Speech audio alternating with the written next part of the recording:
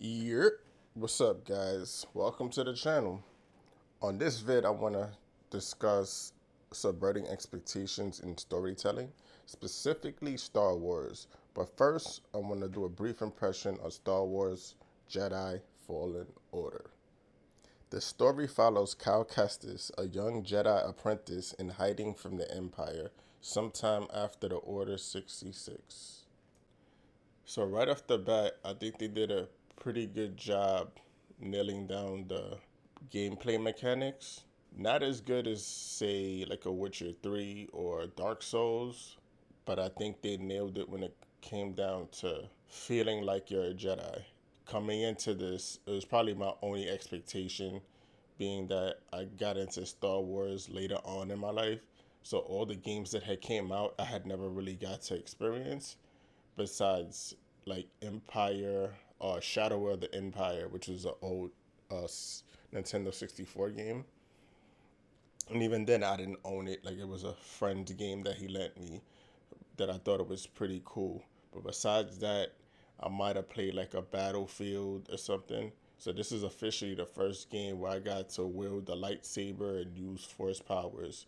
And I think they nailed it. It's like when you play the Batman Arkham games and you swing it around and throwing batarangs and beating out criminals and doing the stealth thing, or like Insomniac Spider-Man where the web swinging is so fluent throughout the city, it immerses you.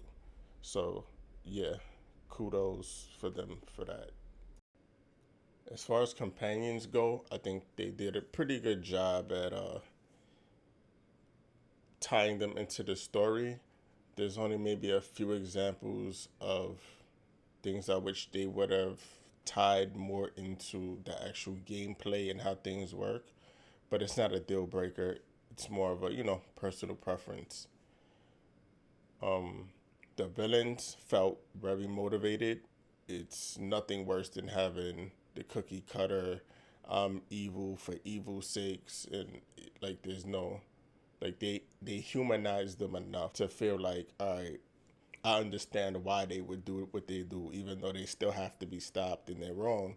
I still understand that this is why they took the path that they took. All the puzzles in the game seem like they rely on chance as opposed to like a logical solution. Like instead of making puzzles that are based on abilities that are precise, it seems like it's just like, all right, well, you got to push this ball up this ramp that swivels around and hopefully get it in place, because I probably spent 20 minutes doing this one little puzzle and it wasn't fun. You know what I mean? Like I love those puzzles that make you think, and especially the ones that kind of make you think outside of the box. Like you have to really pay attention to surroundings and how to move things around, as opposed to just force pushing or pulling a ball until it goes into a hole. Another thing that was kind of on the weaker side was the character customization. The outfit you see is the outfit I use from the beginning to the end. Not because I didn't want to change it up, but because it's literally the only outfit there. I think there's like a couple different variations of this, but this is pretty much it. The mechanic look, and you can add a poncho if you want, and then you can do that with different colors. Same thing with the ship. I think in this distance here, it's yellow and like gold or something, but I had it black and silver or something, like black with like gold highlights, so it looked pretty good. But that's really it. Like, there's no real customization. I wish you could have had more things to choose from, because it gives it more of a personal feel. Being able to look the way you want to. Not that you need like 1,000 different outfits, but it adds to the game.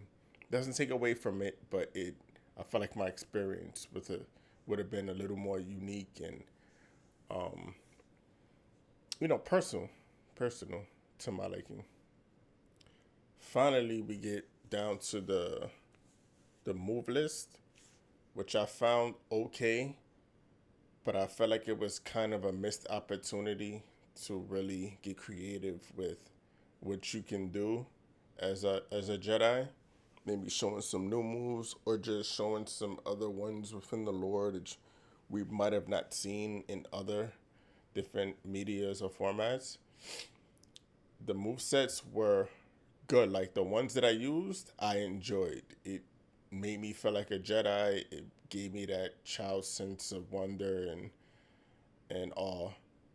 But I feel like a lot of it was just kind of normal things that you usually get like if you go exploring the world. Like instead of exploring the world, it's just, you keep fighting until your bar fills up and then you sit down at a place and spend skill points instead of like going out in the world finding like this random little tomb and going through this little side quest story to acquire something, which might have been a little more exciting in a game like this.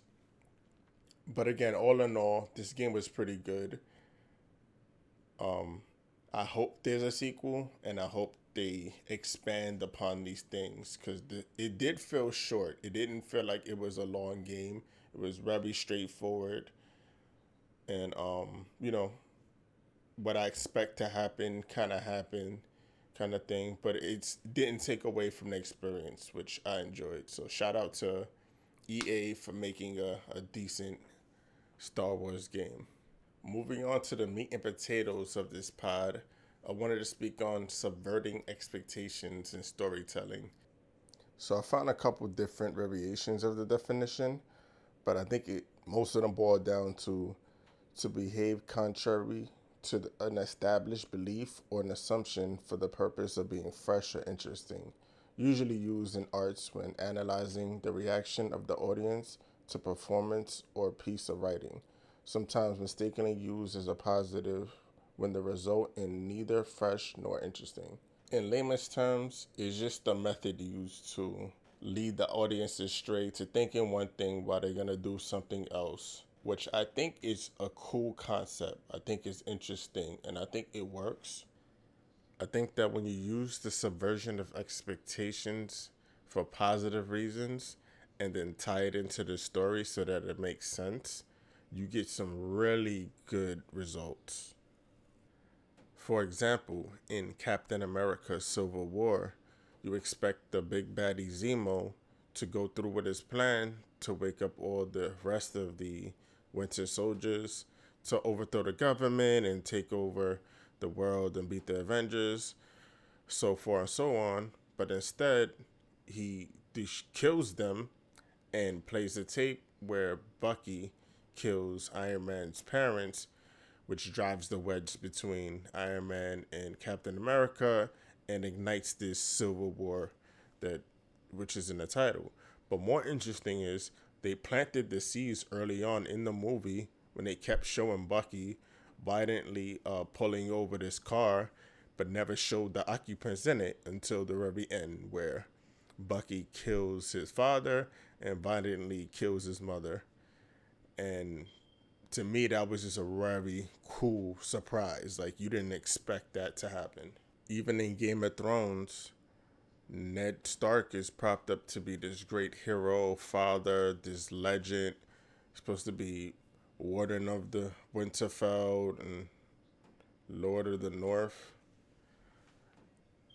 only to be undone by his own moral code of honor by this arrogant, entitled Prince Joffrey for his own amusement, and even Joffrey's only a pawn in his mother's grand plan and schemes.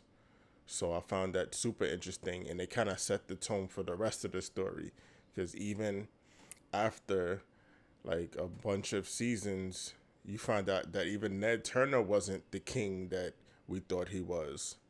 So it was just a great example of when you use expectations to further a story and not just to prove a point. Even in Star Wars, where Luke finds out that his father is Darth Vader, one of two of the most evilest people in the universe, and he's on the team to try to stop him, along with the fact that he just lost his two guardians, the people that took care of him in a horrific way.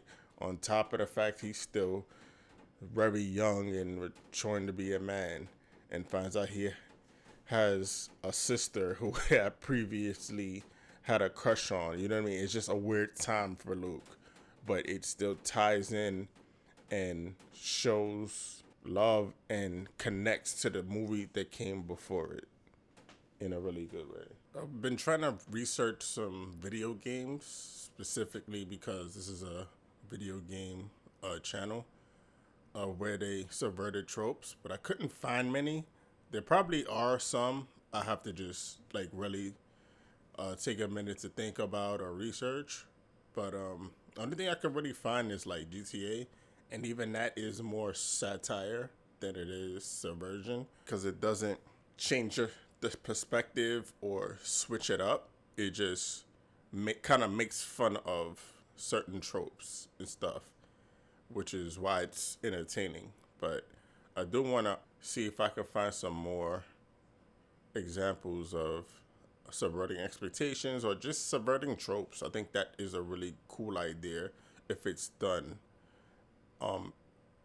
in an interesting way, which is subjective to everybody. But for me, it's more so not just political things, but just things in general, things that we don't think about, things that don't fall in the same category of politics that is kind of affecting the world. Not that they're not important, but just some refreshing stuff.